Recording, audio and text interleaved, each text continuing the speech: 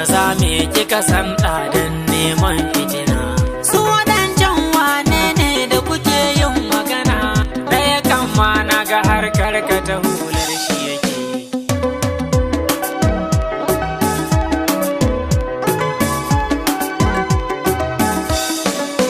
Mai gida kai haƙuri gaba ban ƙara zuwa, daga laifin da na yi yanzu kai min afuwa. To ɗazu hirar da kike ki faɗan ke da zuwa.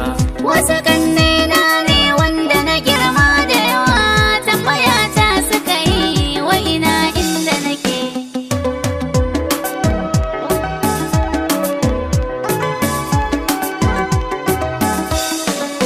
Daga nan ya suka ce ki faɗa mana in sani.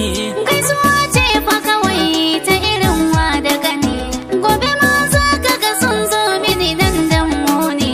Ai ko zan banka da yaro sai ya tura gini, ko in watsa mishi ruɗe gaba bai ƙara zuwa.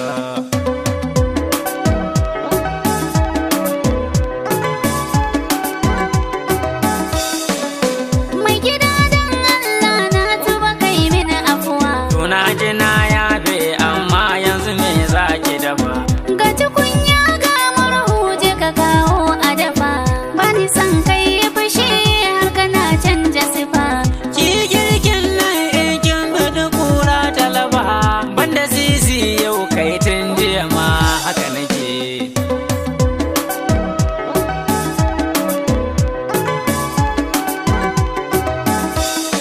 Ke ina jin yunwa ba na tsoron rigima.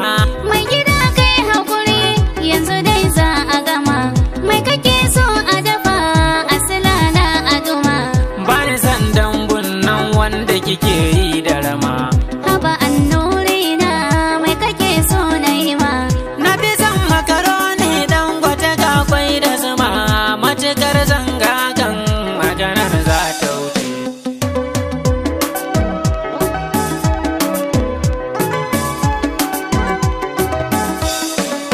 Mai gida baka kawo ba har kana wata magana. Ki girkin nan Allah ko ki tono fitina, koko in daga murya daga nan har Katsina. Gobe ki kara fita in na ce kar arina. Haka shine horon wacce bata jin magana, shekara ɗaya za mu yi nauyin gidan kanki yake.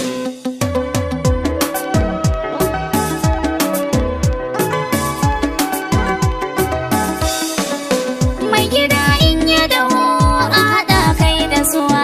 Ni da wasa ki haɗa maza ki zubo mun da yawa, kin ga in na yi fushi na fuci ma da yawa.